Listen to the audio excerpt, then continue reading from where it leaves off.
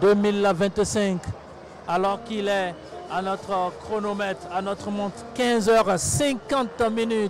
Le capitaine Ibrahim Traoré a foulé, bien sûr, a foulé, surtout a franchi le portique d'entrée du stade du 4 août pour un autre moment d'histoire. Après 1984 avec le capitaine Noël Isidore Thomas Sankara, voici le 4 août 2025. Cette fois-ci avec le capitaine Ibrahim Traoré. Le Burkina Faso, René, le stade du 4 août, René de ce Santel Infernus après près de 4 années de fermeture et après plusieurs années de travaux, le stade du 4 août est de retour. Le stade du 4 août est de retour avec les sensations, les sensations qui l'accompagnent. Et dans quelques mois, maintenant, quelques semaines maintenant, nous allons pouvoir retrouver nos sensations et retrouver toute notre fierté d'accueillir nos rencontres ici à Ouagadougou et dans cette cuvette de Gongué. Ce serait des moments de bonheur pour le public sportif. Et ça va donner de l'énergie, ça va faire en sorte que, vous savez, quand vous jouez à domicile, même l'arbitrage, vous siffle autrement. Voilà, beaucoup de conditions changent. Voilà, donc c'est vraiment essentiel de retrouver cette pelouse-là, de jouer à domicile, de transmettre cette énergie positive à chaque fois que nos étalons jouent. Vous savez, jouer dans un stade qui sort creux, c'est pas évident. Et là, déjà, vous voyez à l'ouverture, le stade est déjà comble. Voilà, donc il faut saluer, il faut encourager nos autorités, il faut des projets pareils pour que nous puissions être vraiment dans la dynamique de jouer sur des pelouses de qualité et à commencer déjà par les étalons qui vont reprendre à galoper avec énergie, avec positivité sur cette pelouse-là. On va galoper avec énergie, avec positivité. L'arrivée du président du Faso va enclencher peut-être que la deuxième étape de cette cérémonie des réouvertures. Tous les éléments, tous les ingrédients sont réunis pour que nous commençons véritablement la cérémonie des réouvertures.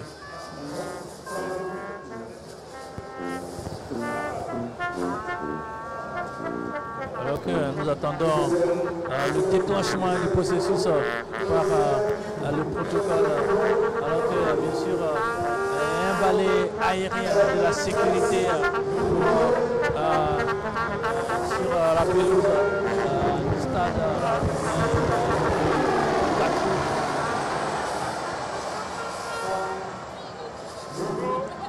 la tribune officielle qui a accueilli le président du Faso et bien sûr allez les étalons que nous apercevons, le tunnel, les officiels à la tribune officielle bien colorée.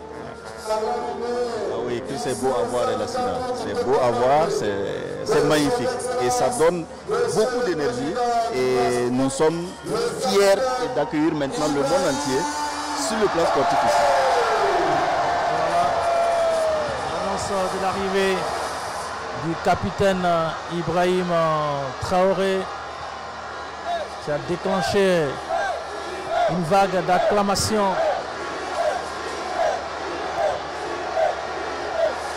Les 26 000 spectateurs qui crient à l'unisson Ibé, Ibé, Ibé, le diminutif du nom du président du Faso.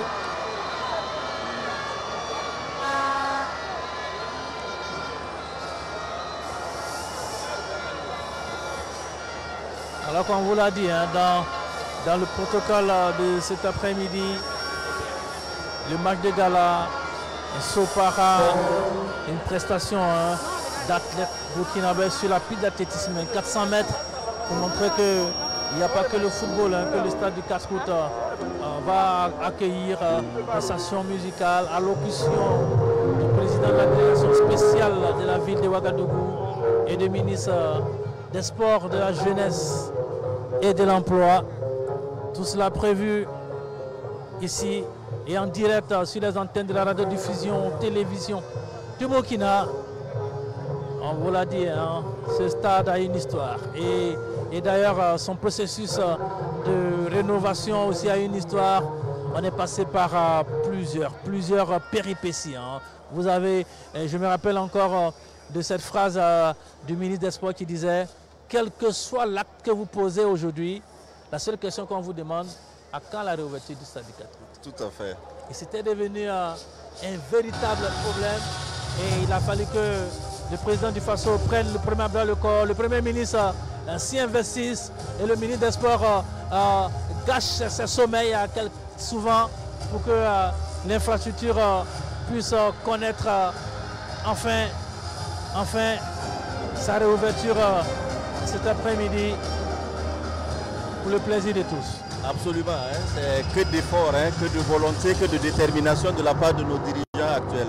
Ils ont mis un point d'honneur pour que cette infrastructure retrouve cette belle forme-là, que ce soit dans de meilleures conditions qu'évoluera dorénavant nos étalons, et c'est une chose à saluer. Et vous voyez l'entrée du président. Donc l'ensemble du public clame son nom, est en unisson avec son président, comme pour dire merci président. Vous avez réalisé un vœu qui était si pieux pour nous.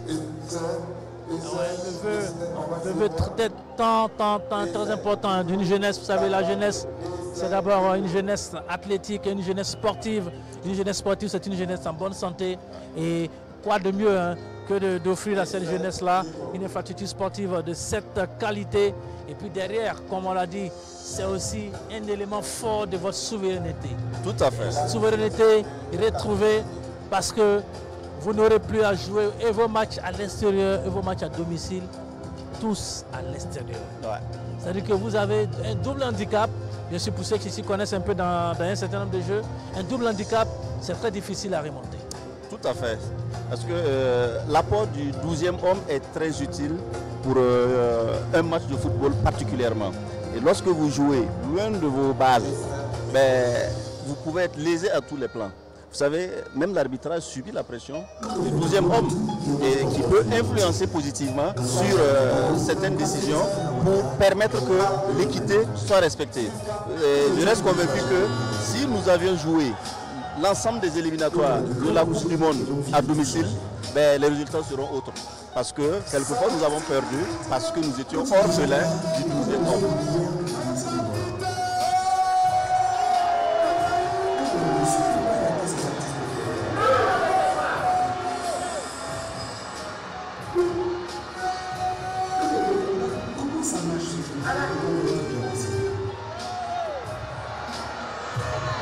Alors que nous allons marquer une pause publicitaire pour faire un clin d'œil à tous nos partenaires qui nous accompagnent sur cette retransmission.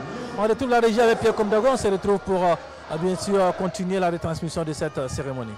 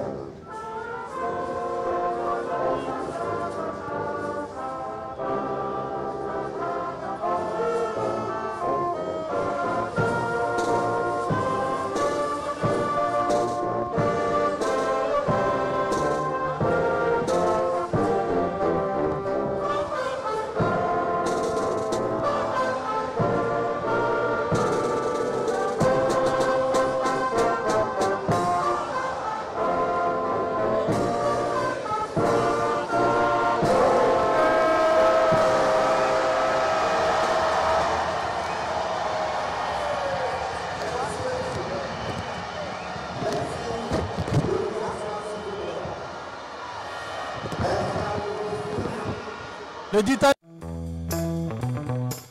Dans tout projet de construction, il est important de se sentir en confiance, d'utiliser les bons outils et les bons matériaux.